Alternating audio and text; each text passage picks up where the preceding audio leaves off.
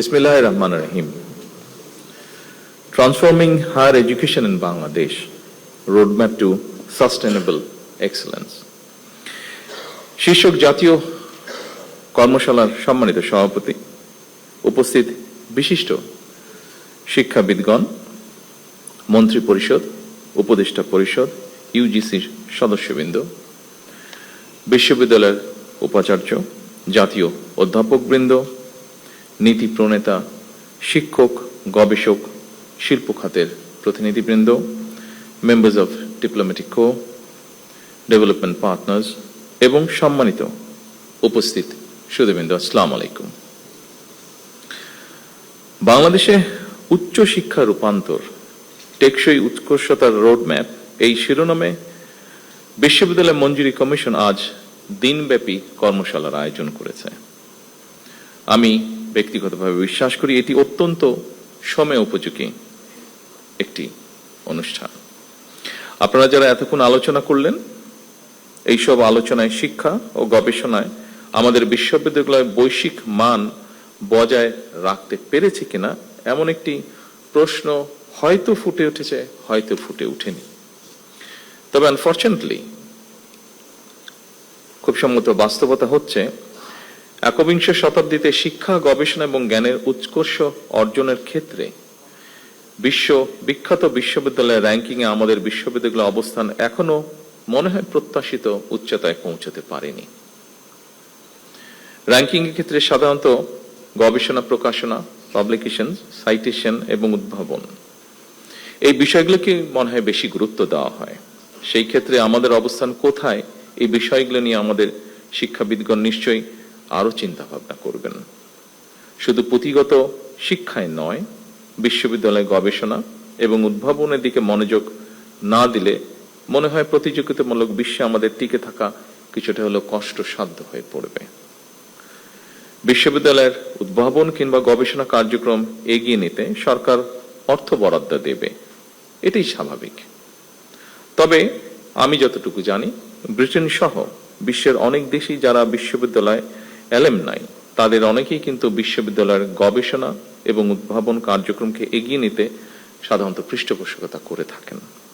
এই জন্যই অনেকে বলে থাকেন, শিক্ষার্থীরা হলো বিশ্ববিদ্যালয়ের প্রাণ আর অ্যালামনাইরা হলো তার মেরুদণ্ড। ঢাকা বিশ্ববিদ্যালয় সহ দেশের বিভিন্ন বিশ্ববিদ্যালয়ের শিক্ষার্থী বর্তমানে যারা দেশে বিদেশে জ্ঞানে বিজ্ঞানে অর্থবিত্তে প্রতিষ্ঠিত, সেই সব অ্যালামনাইদেরকে বিশ্ববিদ্যালয়গুলোতে শিক্ষা ও গবেষণা উন্নয়নে সম্পৃক্ত করার উদ্যোগ নেওয়ার জন্য আমি উপস্থিত শিক্ষাবিদদের প্রতি বিনীত আহ্বান জানাই। সম্মানিত সুধীমণ্ডলী, আরো একটি বিষয়ের দিকে আমি আপনাদের দৃষ্টি আকর্ষণ করতে চাই। বিশ্ববিদ্যালয়গুলো থেকে প্রতি বছর লক্ষ লক্ষ শিক্ষার্থী বের হয়। উচ্চশিক্ষা নিয়েও অনেকে বেকার থাকেন, অর্থাৎ বেকারত্বের সংখ্যা আমরা যদি একটু দেখি, উচ্চশিক্ষিতদের মধ্যেই মনে হয় বেশি। এর কারণ সম্পর্কে নানা মতামত রয়েছে, তবে মনে হয় একটি ব্যাপারে কম বেশি সকলেই একমত। একাডেমিক শিক্ষা অর্জনের পাশাপাশি দক্ষতা অর্জন করতে না পারাই মনে হয় শিক্ষিতদের মধ্যে বেকারের হার বেশি হওয়ার কারণ, খুব সম্ভবত। এবং সেজন্যই বর্তমান সরকার মনে করে প্রাথমিক সিলেবাস থেকে শুরু করে উচ্চতর পর্যায় পর্যন্ত আমাদের শিক্ষা কারিকুলামগুলো একটু নতুন ভাবে সাজানো বোধহয় এখন সময়ের দাবি। নৈতিক মূল্যবোধ সম্পন্ন কর্মসূচি শিক্ষা ছাড়া বেকারত্ব নিরসন মনে হয় খুব সম্ভব হবে না। সময়োপযোগী শিক্ষা কারিকুলাম ছাড়াও বৈশ্বিক প্রতিযোগিতায় টিকে থাকা মনে হয় সম্ভব নয়। এ কারণেই বর্তমান সরকার একাডেমিক সিলেবাসকে সময় উপযোগী করার কাজ এর ভিতরেই হাতে নিয়েছে। সম্মানিত শিক্ষকবৃন্দ, সম্মানিত গবেষকবৃন্দ, বিশেষ করে উচ্চশিক্ষা ব্যবস্থাকে সময় উপযোগী করতে বর্তমান সরকার অ্যাপ্রেন্টিসশিপ, ইন্টার্নশিপ এবং ইন্ডাস্ট্রি একাডেমি এটা সহযোগিতা বাড়ানোর জন্য চেষ্টা বা উদ্যোগ গ্রহণ করছে। প্রাথমিকভাবে বিভাগীয় শহরগুলোতে অবস্থিত বিশ্ববিদ্যালয়ের সঙ্গে স্থানীয় শিক্ষা ও ব্যবসা প্রতিষ্ঠানের সম্পর্ক স্থাপন করার এই কার্যক্রম শুরু করার উদ্যোগ সরকার নিচ্ছে, যার ফলে আমরা মনে করি শিক্ষার্থীগণ পুঁথিগত বিদ্যা অর্জনের পাশাপাশি হাতে কলমে শিক্ষা লাভ করে শিক্ষার্থী অবস্থাতেই কর্মদক্ষতা অর্জন করতে সক্ষম হবেন। ফলে শিক্ষা জীবন শেষে সম্ভবত তাকে আর বেকার থাকতে হবে না।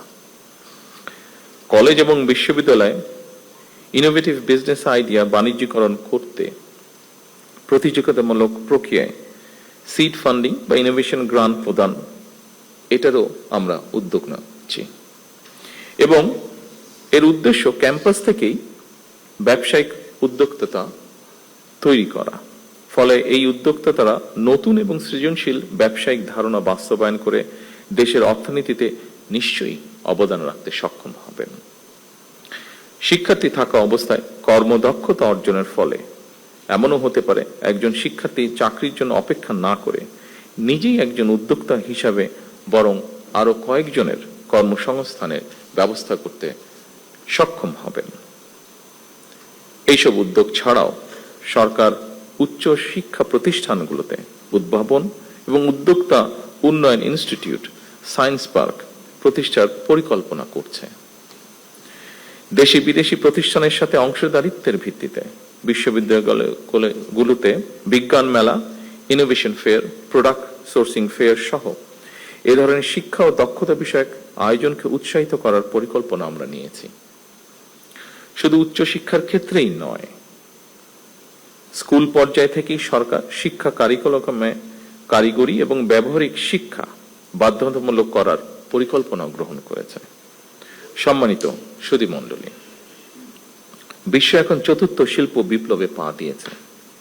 চতুর্থ শিল্প বিপ্লবের চলমান এই সময় এআই বা কৃত্রিম বুদ্ধিমত্তা, robotics, automation, genetic engineering, biotechnology, cyber security, quantum computing, big data, material science, nano technology, পঞ্চম প্রজন্মের ওয়্যারলেস প্রযুক্তি, এইসব উন্নততর প্রযুক্তি একদিকে আমাদের চিন্তার জগৎ নিয়ন্ত্রণ করছে, অপরদিকে শাসন করছে মানুষের কর্মক্ষেত্র বা কর্মসংস্থান।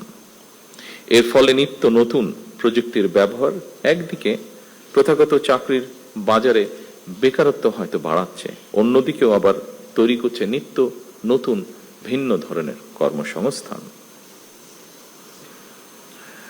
সম্মানিত সুধীমণ্ডলী, চতুর্থ শিল্প বিপ্লব বিশ্ববাসীর সামনে যে বার্তাটি স্পষ্ট করেছে খুব সম্ভবত সেটি হলো শিক্ষা কেবল স্কুল, কলেজ কিংবা বিশ্ববিদ্যালয়ে গণ্ডিতেই সীমাবদ্ধ নয়।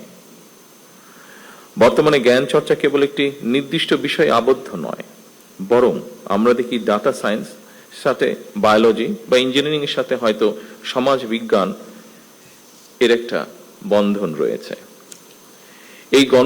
এই সংযোগের ফলেই জ্ঞানের সীমানা প্রতিনিয়ত প্রসারিত এবং গতিশীল হচ্ছে এবং এই পরিবর্তনের গতি প্রকৃতির সঙ্গেই আমাদের নিবিড় সম্পর্ক থাকা অবশ্যই জরুরি বর্তমান অবস্থায়। সম্মানিত শিক্ষক, গবেষকবৃন্দ, সম্মানিত সকল উপস্থিতিবৃন্দ, আজকের এই কর্মশালার বিষয়ের সঙ্গে খুব সম্ভবত ব্রিটিশ লেখক টম ইয়ন, যিনি বিশেষ করে ডিজিটাল ওয়ার্ল্ডে বিজনেস স্ট্র্যাটেজিস্ট অ্যান্ড অ্যানালাইসিস হিসেবে স্বনামধন্য, তার একটি বিখ্যাত মন্তব্য খুব সম্ভবত প্রাসঙ্গিক বলে আমার কাছে মনে হয়েছে। তিনি বলেছেন, বিশ্বে বহুল ব্যবহৃত ট্যাক্সি কোম্পানি উবারের নিজের কোনো ট্যাক্সি নেই। বিশ্বে অপ্রতিদ্বন্দ্বী সোশ্যাল মিডিয়া ফেসবুক নিজে কোনো কন্টেন্ট তৈরি করে না। বিশ্বের বৃহত্তম অনলাইন বিজনেস প্ল্যাটফর্ম আলিবাবার কোনো স্টক বা মজুদ পণ্য নেই। বিশ্বের সবচেয়ে বড় আবাসন প্রোভাইডার এয়ারবিএনবির নিজেদের কোনো রিয়েল এস্টেট বা অ্যাসেটস নেই। অর্থাৎ ইনোভেটিভ আইডিয়া দিয়ে তারা যার যার ক্ষেত্রে বিশ্ব শাসন করছে। এই প্রতিষ্ঠানগুলোই মূলত একটি স্মার্ট ইন্টারফেস। তারা সেবা দিচ্ছে না, বরং যারা সেবা নিতে চায় এবং যারা সেবা দিতে চায় তাদের এক জায়গায় নিয়ে এসেছে। এটি প্রযুক্তি নির্ভর জ্ঞান। সম্মানিত সকল উপস্থিতিবৃন্দ, আমাদের সামর্থ্য সীমাহীন না হলেও সীমিত সম্পদের কার্যকর ব্যবহারের মাধ্যমে অবশ্যই আমাদের পক্ষে নতুন কিছু করা সম্ভব বলে আমি দৃঢ়ভাবে বিশ্বাস করি। আমাদেরও প্রচুর মেধাবী মানুষ রয়েছেন যারা সুযোগ বা সুবিধা পেলে বিশ্বমানের কিছু করা তাদের পক্ষে অসম্ভব নয়। মেধা পাচার রোধ করে, মেধার বিকাশ, মেধা লালন করে আমরা ভবিষ্যৎ চ্যালেঞ্জ মোকাবেলা করতে চাই একসাথে। ফ্যাসিবাদ স্বৈরাচারের বিরুদ্ধে আমাদের তারুণ্য বারবার রাজপথে নেমে এসেছে। স্বাধীনতা প্রিয় গণতন্ত্রকামী জনগণ আবারও অধিকার আদায় মিছিলে সামিল হয়েছিল। এভাবে দীর্ঘ ১.৫ দশকের বেশি সময় হাজারো প্রাণের বিনিময়ে বাংলাদেশে একটি গণতান্ত্রিক রাষ্ট্র সরকার বর্তমানে প্রতিষ্ঠিত হয়েছে। জনগণের কাছে দায়বদ্ধ এই সরকার বর্তমান এবং ভবিষ্যৎ প্রজন্মের জন্য একটি নিরাপদ বাংলাদেশ বিনির্মাণের কাজ শুরু করতে চায়। বর্তমান গণতান্ত্রিক সরকার একটি জ্ঞান ও মেধাভিত্তিক রাষ্ট্র এবং সমাজ গড়ার কাজও শুরু করতে চায়। জ্ঞান ও মেধাভিত্তিক সমাজ গঠনের মূল ভিত্তি হলো এমন একটি পরিবেশ তৈরি করা যেখানে শিক্ষা, গবেষণা, মেধা, যোগ্যতা এবং সৃজনশীলতাই গুরুত্ব পাবে সর্বোচ্চ। সম্মানিত শিক্ষকবৃন্দ, গবেষকবৃন্দ, সম্মানিত সকল উপস্থিতিবৃন্দ, আমরা এমন একটি শিক্ষা ব্যবস্থা গড়ার কাজ শুরু করতে চাই যেখানে প্রতিটি শিক্ষার্থী নিজের সম্ভাবনাকে বিকশিত করার সুযোগ পাবে। আমরা সম্মিলিত প্রচেষ্টা এমন একটি শিক্ষা ব্যবস্থার কাজ শুরু করতে চাই যা আমাদের বর্তমান এবং ভবিষ্যৎ বাংলাদেশকেও করবে আলোকিত। সমৃদ্ধ ভবিষ্যতের সাথে প্রযুক্তিগত উৎকর্ষতার আমরা অবশ্যই আলিঙ্গন করব। তবে আমরা যেন আমাদের রাষ্ট্র ও সমাজের আবহমান কালের ধর্মীয়, সামাজিক, নৈতিক মূল্যবোধ হারিয়ে না ফেলি। আমি এ ব্যাপারে শিক্ষক, বুদ্ধিজীবী, সাংবাদিক, পেশাজীবী তথা সকল শ্রেণী পেশার মানুষের প্রতি সতর্ক এবং সজাগ থাকার বিনীত আহ্বান জানিয়ে আমার বক্তব্য এখানেই শেষ করছি। আল্লাহ হাফেজ। বাংলাদেশ জিন্দাবাদ।